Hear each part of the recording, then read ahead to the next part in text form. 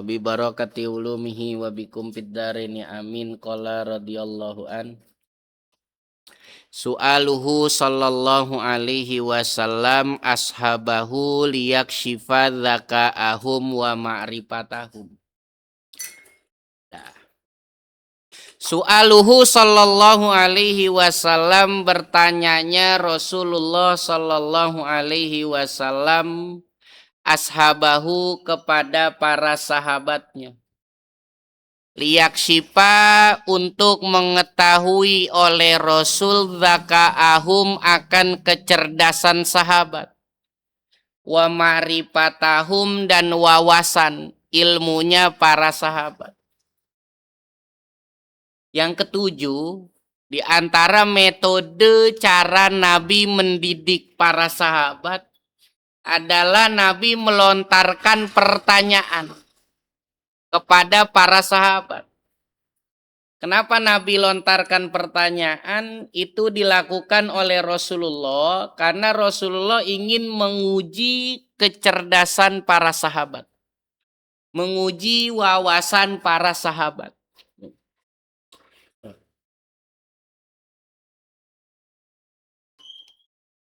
Bentar ya.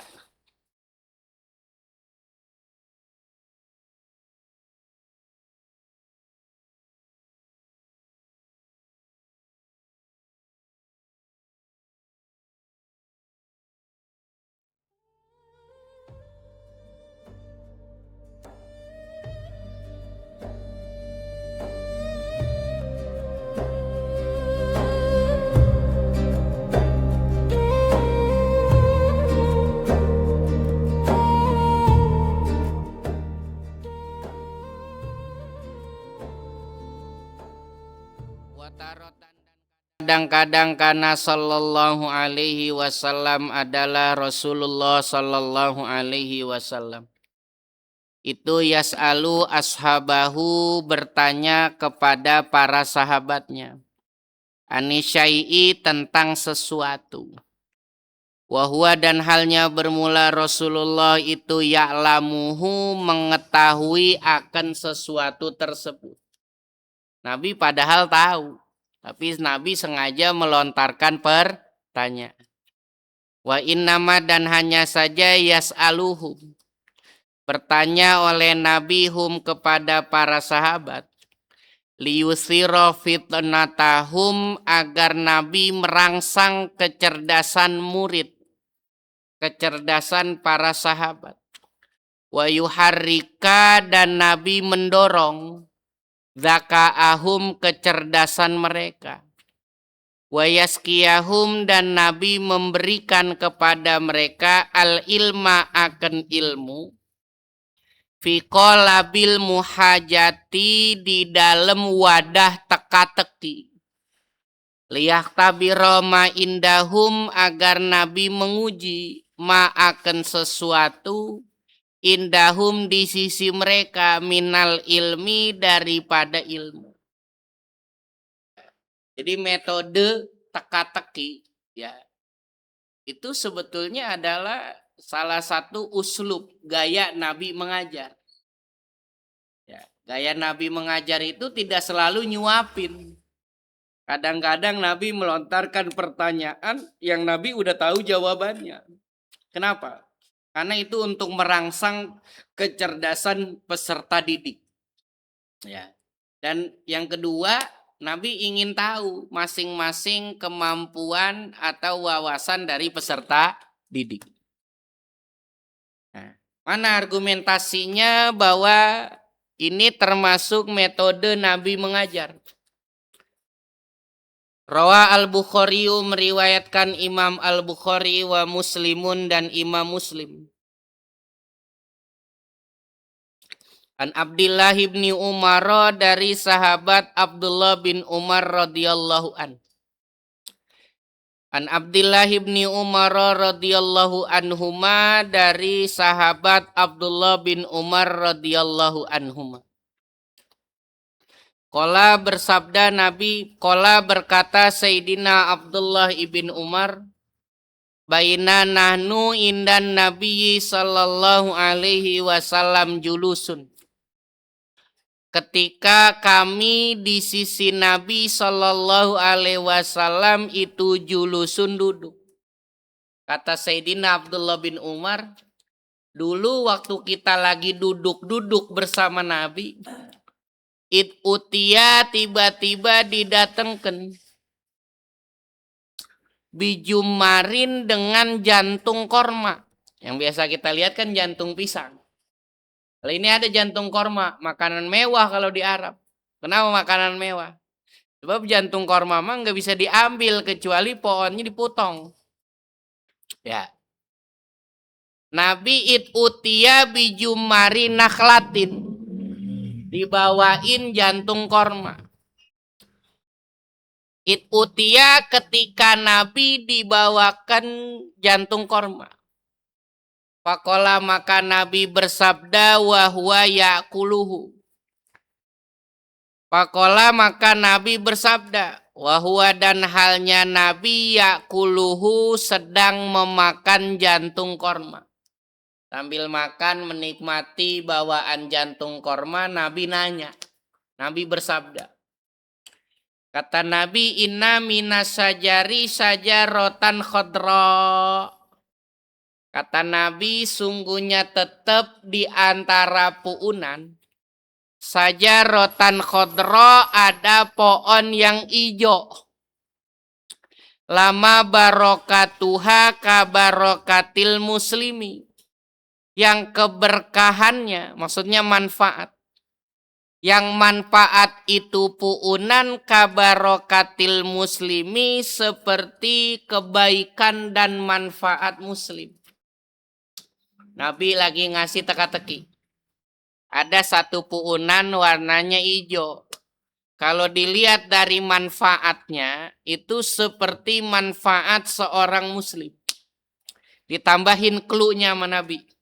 Layas kutu warokuha, kagak rontok dedawanannya. Walayatahasu dan tak berserakan daunnya. Watuti ukulaha dan mendatangkan itu pohon ukulaha akan buahannya. Kulahinin tiap waktu. Biidni robbiha dengan izin Tuhannya. Clue yang kedua, pohonnya kagak rontok, daunnya nggak rontok, nggak berserakan. Clue yang ketiga, kata Nabi, berbuahnya tiap waktu. Ya. Clue yang keempat, wa innaha dan sesungguhnya itu pohon mislul muslim, seumpama seorang muslim.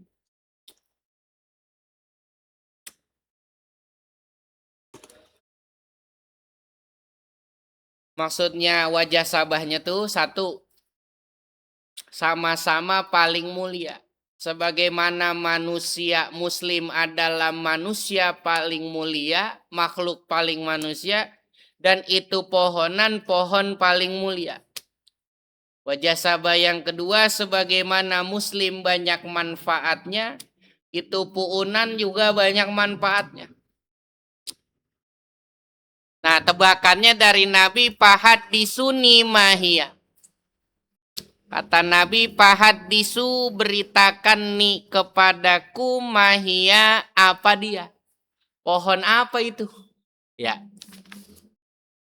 Qala Abdullahi berkata sahabat Abdullah bin Umar. Nih, Sayyidina Abdullah bin Umar menceritakan suasana waktu itu. Saat Nabi ngasih teka-teki. Ya.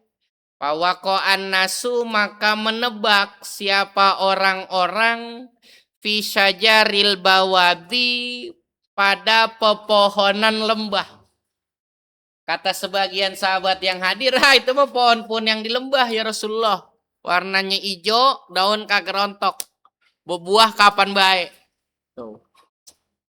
Pakolal kaumu berkata kaum yang lain. Ia saja rotu kada itu pohon anu katanya tuh. Ya orang disebut tuh saja rotu kada. Kata yang lain, itu mah saya tahu tuh pohon anu. Ia saja rotu kada itu pohon anu. Ya salah semua jawabannya. Nggak ada yang bisa jawab tebakan Nabi. Fawako'a pinapsi maka menebak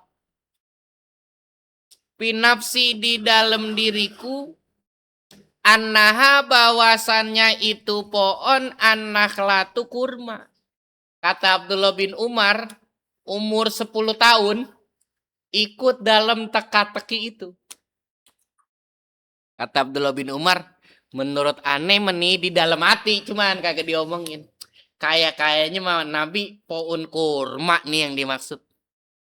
Faja'al tu maka aku mulai. Uridu an akulaha, aku pengen menebaknya. Rasanya mah pengen jawab tuh, kata Abdullah bin Umar. Korma kan gitu, bocah nih bocah. Faida asnanul kaumi, tetapi di sana banyak orang yang lebih tua tuh. Pengen jawab memalu. Kayaknya mau pohon korma kata Abdullah bin Umar jawabannya. Cuman banyak banget yang tuaan, pengen ngomong sungkan. Pak Ahabu maka aku sungkan. An atakallama bahwa aku menjawab. Wa ana gulamun syabun dan kondisiku anak yang masih muda, masih belia, masih remaja.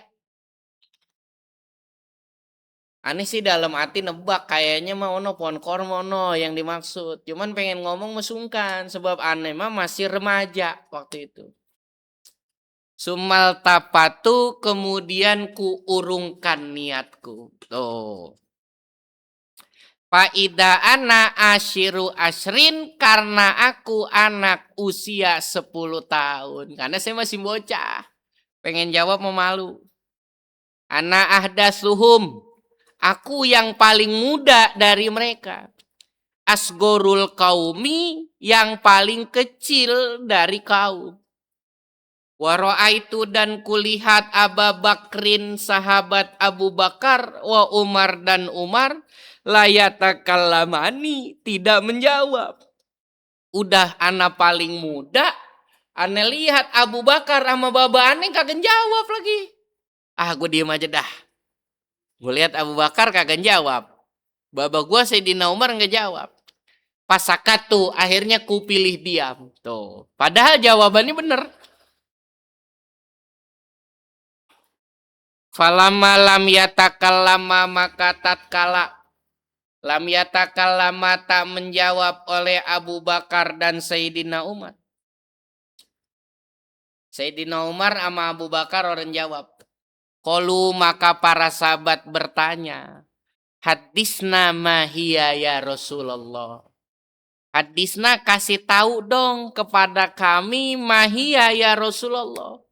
Pohon apa itu ya Rasulullah?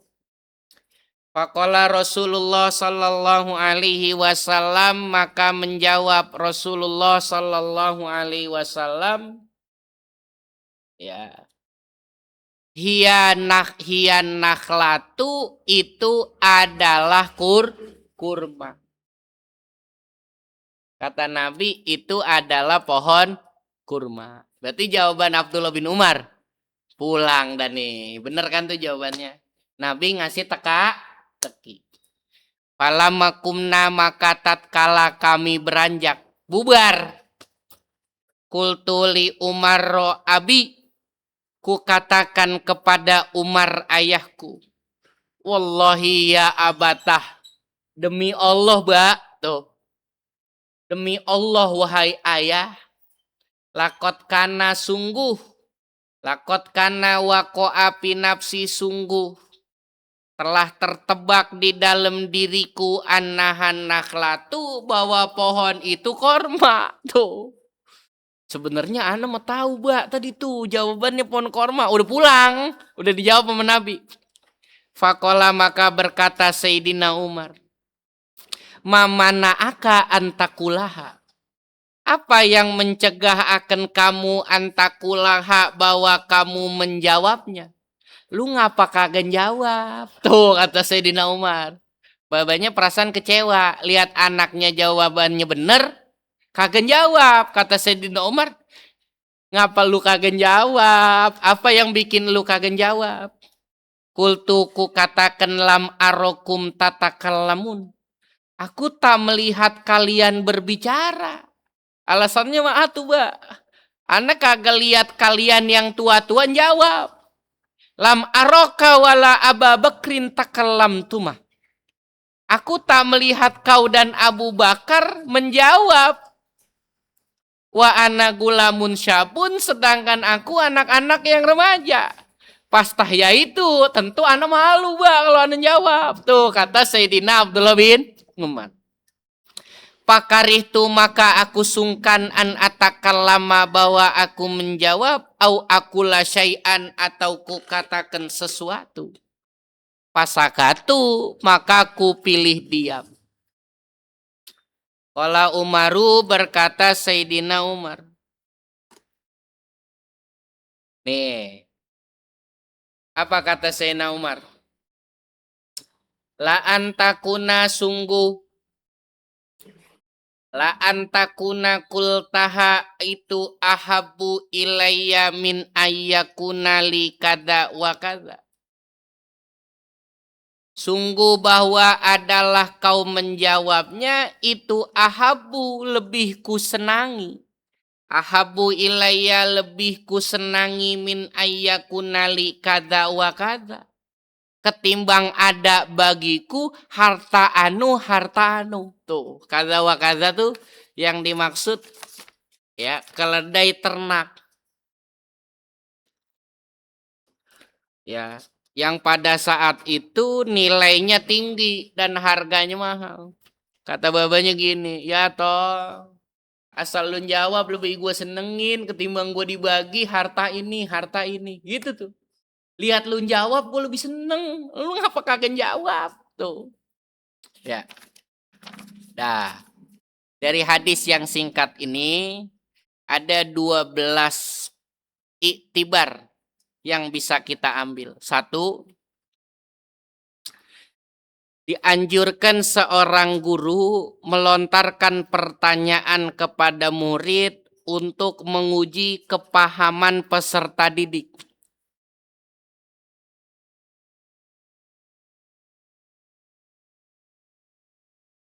Dan merangsang pikiran mereka dan konsentrasi mereka.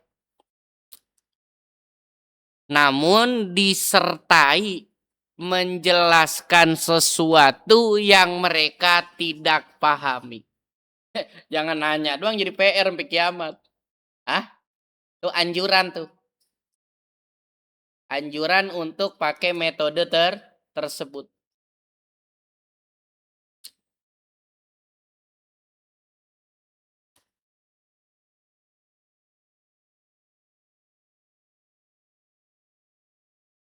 Yang kedua,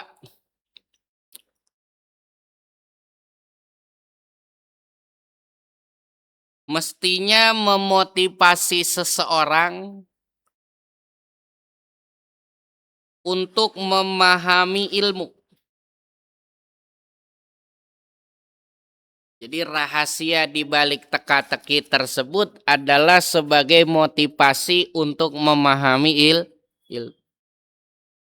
Yang ketiga, dianjurkan membuat perumpamaan untuk memperdalam paham dan menajamkan cara berpikir.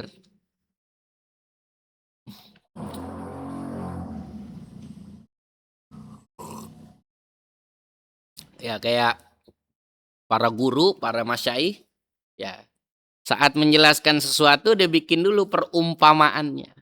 Ya, kenapa? Karena untuk memperdalam paham dan menajamkan pikiran. Tuh. Yang keempat, ya, hadis ini memberikan pelajaran bahwa memperumpamakan sesuatu dengan sesuatu yang lain itu tidak mesti mirip dalam segala aspek. Karena bagaimanapun seorang mukmin tidak plek ketiplek dengan benda mati. Karena bagaimanapun seorang mukmin atau muslim yang diumpamakan dengan pohon kurma itu tidak percis sama dengan benda mati. Artinya ketika seorang mengumpamakan laki-laki pemberani dengan singa hanya dari aspek keberaniannya, itu cukup. Karena Nabi pernah melakukan itu. Bahwa memberi pengumpamaan sesuatu itu tidak mesti sama dari setiap aspek. Yang kelima, ya, dianjurkan punya rasa malu. Selama tidak berakibat kepada hilangnya manfaat. Hilangnya satu maslahat. Ya, ada orang kan kadang-kadang ya mau nanya hukum malu, mau nanya tata cara sholat malu. Nah itu nggak boleh, rasa malu begitu khojal namanya, itu nggak boleh.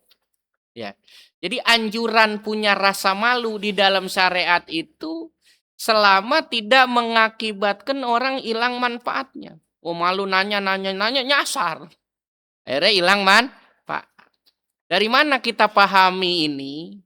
Dari keinginan Sayyidina Umar bahwa anaknya menjawab. Kenapa? Karena ketika anaknya punya rasa malu untuk menjawab, maka secara otomatis Sayyidina Abdullah bin Umar itu kehilangan perhatian khusus dari Nabi. Karena ketika Nabi melihat ada peserta didik yang menonjol kan, Nabi akan memberi perhatian khusus. Yang keenam, dianjurkan menghormati orang yang lebih tua. Ya, dalam hal ini ya kita lihat bagaimana Abdullah bin Umar anak 10 tahun ya mendahulukan mempersilakan ayahnya dalam menjawab. Ya lihat babanya nggak jawab, dia orang jawab. Artinya kan dia mempersilakan ayahnya menjawab. Ya. Dan dalam konteks ini ya cara menghormati orang yang lebih tua adalah Abdullah bin Umar tidak mendahului orang yang lebih tua di dalam menjawab dengan sesuatu yang dia pahami. Walaupun dia menduga itu adalah benar. Yang ketujuh. Ya. Hadis ini secara jelas menggambarkan yang ketujuh apa? Orang alim yang lebih senior kadang-kadang tak mengetahui sesuatu yang diketahui oleh orang alim yang junior. Tidak berarti umur yang lebih tua menjamin lebih alim. Kadang-kadang yang mudaan jauh lebih alim. Kenapa? Karena ilmu itu anugerah Allah. Dan Allah bebas memberikan anugerahnya kepada siapapun yang Allah kehendaki. Yang kedelapan ya, istidlalnya Imam Malik.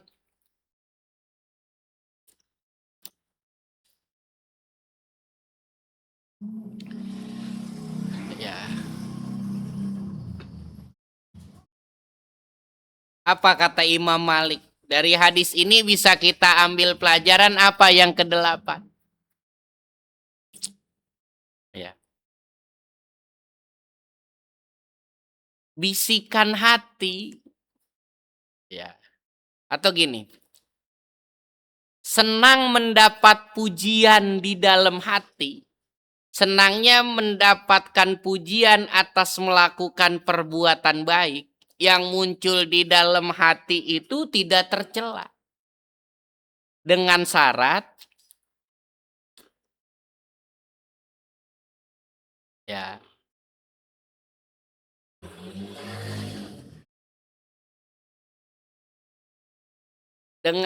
dengan syarat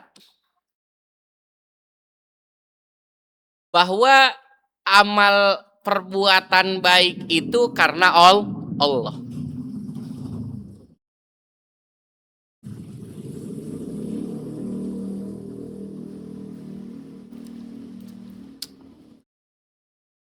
Ada orang melakukan satu kebaikan tanpa disengaja terlintas di hatinya bahwa dia senang mendapatkan pujian atas perbuatan baik tersebut. Itu lintasan tersebut itu tidak tercela. Kenapa? Bisa dipahami itu oleh Imam Malik. Karena secara tabiat, ya, ya, seorang manusia itu akan senang bila dipuji atas kebaikan anaknya.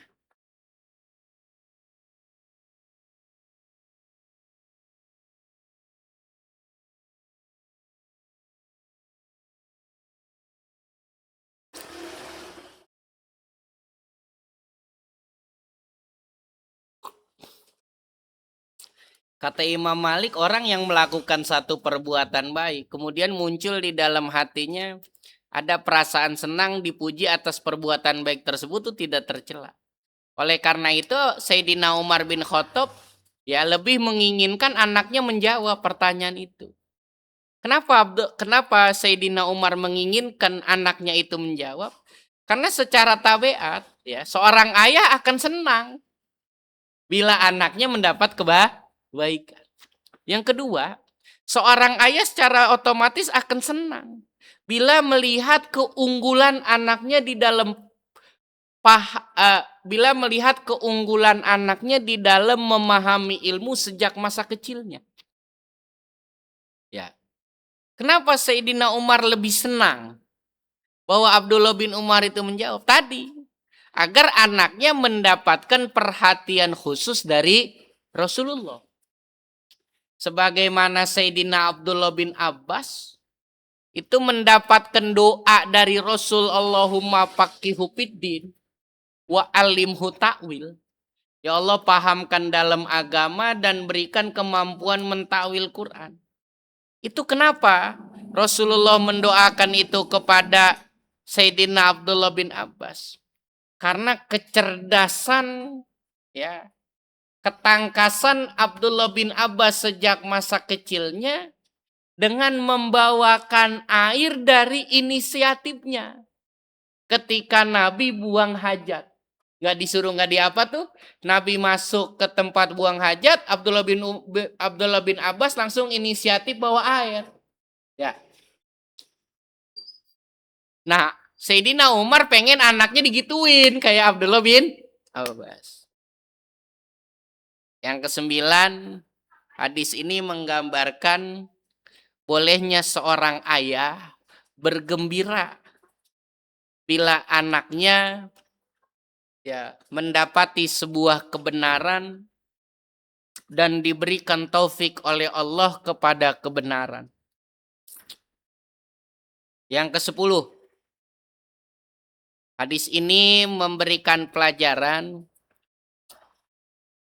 tentang betapa hinanya dunia di mata Sayyidina Umar. Sampai-sampai kepemahaman putranya tentang satu masalah itu tidak sebanding dengan nilai keledai ternak. Berarti kan dunia sangat remeh. Kenapa? Karena Sayyidina Umar ya lebih bergembira ketika anaknya memahami satu masalah. Ibarat sekarang nih, ya. Kata babanya sih, gue kagak demen, gue resep kalau lihat lu nyari duit, gue resepan lu hafal alfiah. Gue resepan lu bisa baca kitab. Tuh. Yang ke-11,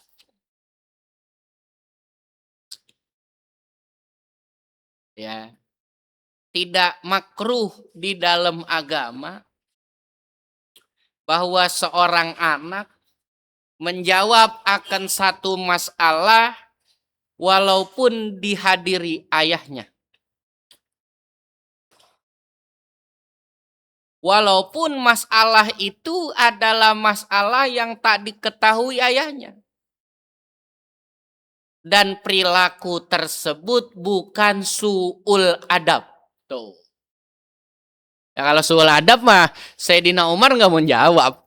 Kagak berharap anaknya jawab. Kalau kita kan kadang-kadang tersinggung ya. Set pinteran dia sama gua. Ya.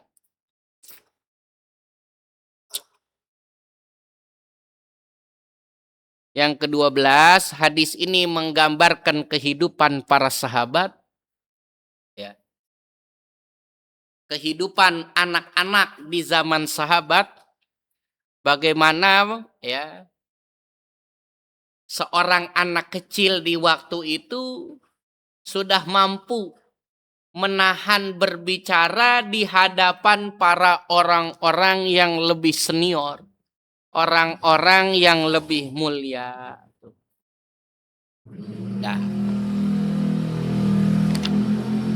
yang ke-13, metode Nabi ini disebut oleh ahli fikih dengan ilgos.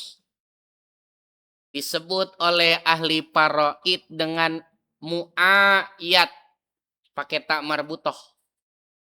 Disebut oleh ahli nahu al-ahaji.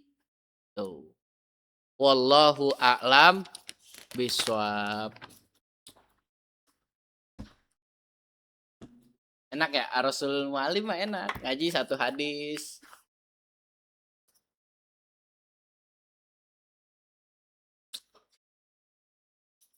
Bismillahirrahmanirrahim.